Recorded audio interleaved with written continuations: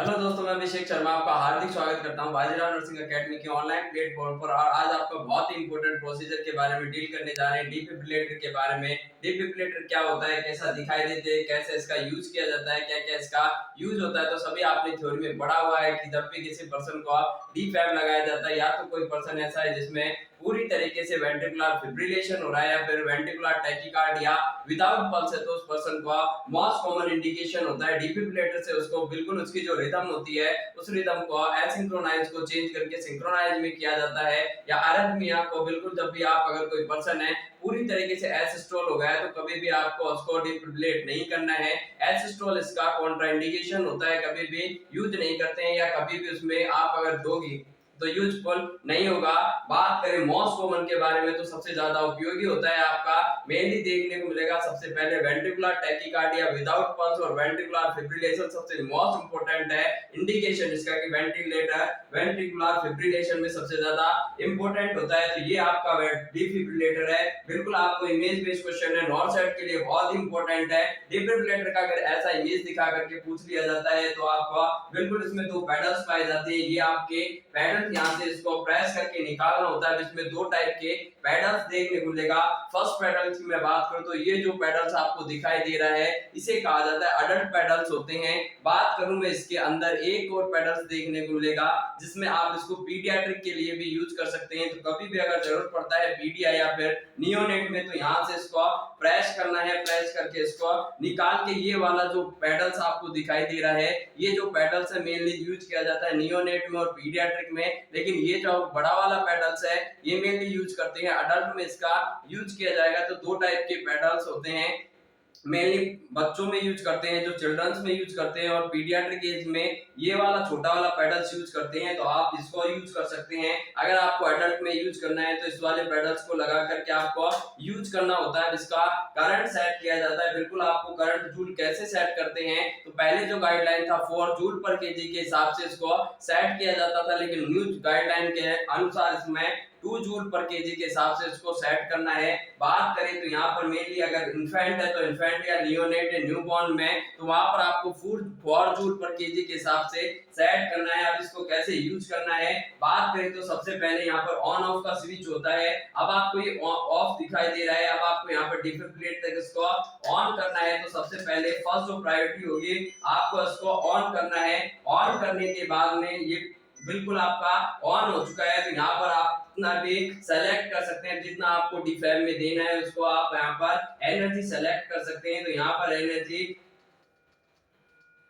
0 से लेकर के आप यहाँ पे सेट कर दीजिएगा, जितना आपको करंट देना है उस हिसाब से सेट कर सकते हैं। तो 200 जूल तक यहाँ पर मैक्सिमम आप सेट कर सकते हैं। उसके बाद में आपको यहाँ से चार्ज करना होता है। तो सिलेक्शन करने के बाद में आपको इसको चार्ज करना है। जैसे इसको आप चार्ज करोगे ये आपका चार्ज हो चुका है। डिफिब्रिलेटर 200 जूल रेडी है। अब आपका ये डिफिब्रिलेट देने के लिए बिल्कुल आपका 200 जूल का करंट बिल्कुल इसके लिए तैयार है। अब आपको कहां पर इसका यूज करना होता है, कहां पर इसको लगाया जाता है, तो उसके पहले आपको जब भी अब आप यूज करोगे कहां पर इसका पेडल्स का अप्लाई करना है। तो पेडल्स को अप्लाई करने के लिए जो फर्स्ट पेडल लगाया जाता है ये आपका अपेक्स ऑफ द हार्ट में रैप साइड में अपेक्स ऑफ हार्ट में आपको लगाना है। सेकंड पेडल्स की बात करें तो सेकंड और थर्ड इंटरकोस्टल स्पेस में राइट साइड में लगाना है। तो मेनली आपको सेकंड और थर्ड इंटरकोस्टल में लगाते हैं। लेफ्ट साइड में आपका अपेक्स ऑफ हार्ट पर फिफ्थ इंटरकोस्टल स्पेस पर इसको लगाना होता है।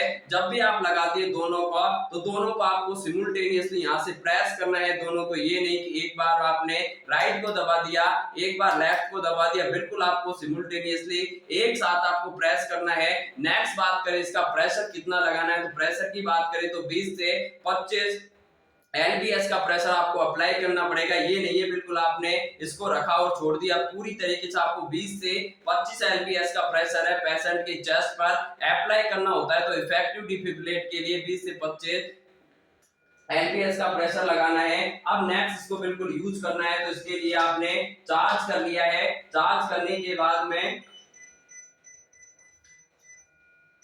यह आपका चार्ज हो चुका है, एनर्जी आपने सेलेक्ट कर ली। इसके बाद में इसको चार्ज करना है। अब नेक्स्ट आपको पर्सन को अब जब भी डिफिब्रिलेट करते हैं उससे पहले क्या करना है, सभी आपके ऑक्सीजन लाइन है ऑक्सीजन को पूरी तरीके से ऑफ करना है। सेकंड बात करें, क्योंकि वो फायर के चांसेस होते हैं वो बढ़ जाते हैं। नेक्स्ट आपको क्या करना है, जेली यहाँ पर हमेशा पैड के बीच में जेली लगानी है ताकि पुअर कांटेक्ट होता है वो नहीं होगा, उसकी वजह से यहाँ पर सेकंड बात करें तो प्रायोरिटी में बर्न के प्रिवेंशन करती है। तो एक तो पुअर कांटेक्ट को बचाएगी, दूसरा यहाँ पर बर्निंग के चांसेस को भी रिड्यूस करने का काम करती है।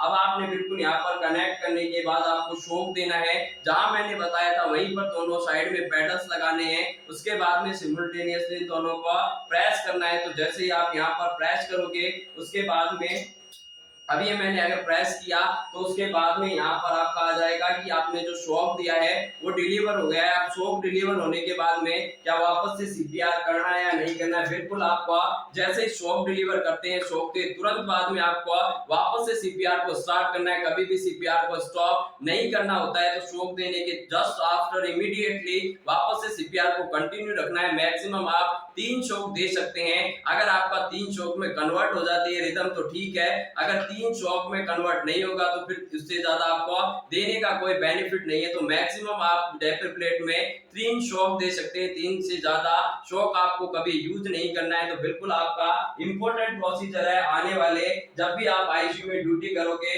जब भी आप जाकर के बिल्कुल नॉर्थ सेट में अब आने वाली नॉर्थ सेट की बारी है, तो नॉर्थ सेट में जब फतेह हासिल करके आईसीयू में ड्यूटियां करोगे, बिल्कुल एम्स में आप नर्सिंग ऑफिसर बनकर के जाने वाले हैं। तो सभी को बेस्ट ऑफ लक आने वाले हर इंपॉर्टेंट एग्जाम में। बिल्कुल अगर इमेज बेस्ड क्वेश्चन आता है तो पूरी तरीके से आपका पूरा वीडियो बेस्ड है, इमेज बेस्ड है, सभी यहाँ से क्लियर हो चुका है। तो थैंक्स टू ऑल सभी को।